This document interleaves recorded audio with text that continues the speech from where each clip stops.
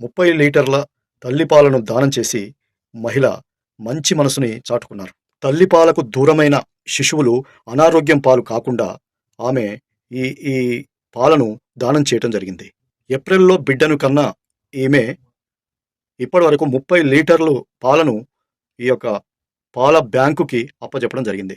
ఈ విషయాన్ని ఆమె స్వయంగా సోషల్ మీడియాలో ఆమె పోస్ట్ పెట్టింది.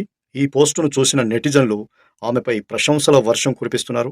అనాథ పిల్లలు గాని, తల్లి లేని పిల్లలను గాని అనారోగ్యం పాలు కాకుండా, డబ్బా పాలు గాని, ఇంకో పాలు గాని పట్టకుండా తన పాలను దానం చేసినటువంటి గొప్ప మనిషి అని ఆమెని నెటిజన్లు ప్రశంసలు కురిపిస్తున్నారు. ఆమె ఎవరో తెలుసా?